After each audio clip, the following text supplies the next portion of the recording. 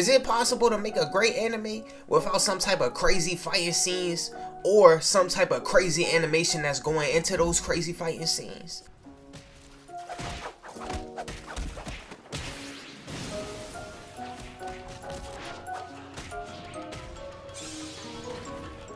Or maybe, how about some cliche romance like all these shows right here?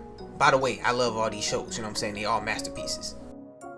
Now this is a tough question, because there aren't really that many animes that have been devoid of both of these characteristics. However, what this show Pluto has just done has told, or probably a better word to use would be reminded, us that you can make a beautiful anime without those normal characteristics. In fact, you can even go against everything anime usually bases itself off of, which is typically unbelievable scenes in a romanticized plot or story, where things that probably would never happen become commonplace, by introducing a plot based off an intense realism while still incorporating some creativity, not even some, a lot of creativity and a lot of innovation. Now I know that's a lot to take in right now, but y'all will understand what I mean by the end of this video.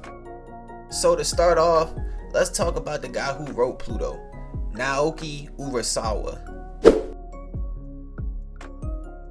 Now the reason I said earlier that this anime has reminded, not shown us that you can make a beautiful anime without the normal characteristics that you see in most anime, is because of this guy right here. Before Pluto, we got to see Monster, a 2004 thriller anime created by Urasawa. Though different, we saw the same base characteristics, which were an intense realism embedded in the plot while maintaining a vast amount of creativity and innovation.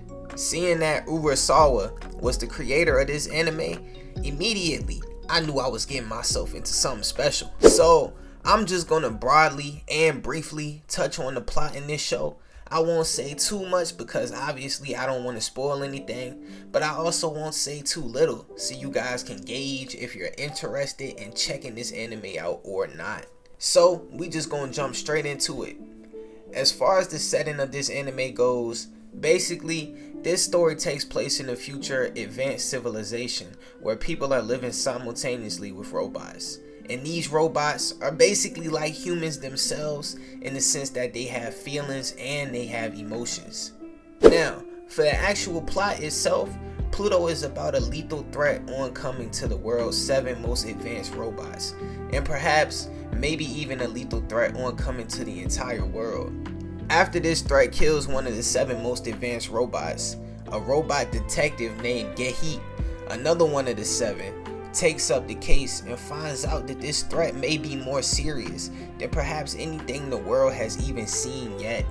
While tackling this case, Gehi and the viewer connects with the remaining robots left of the 7, finds out about the true complexity of robots, recovers long lost, mind-shattering fragments of his past, develops a certain kind of humanity a robot was never meant to, along with other robots as well, and discovers the truth behind this imminent threat, which is referred to as Pluto, ruler of the Greek underworld, because of his horns and pure hate and anger lying beyond its attacks. This anime delves very deep into human psychology, in an interesting way in fact, because it uses robots' minds as a representation of human minds. It also makes you ponder the question of how far can modern day artificial intelligence go, and at some point, will it be too far?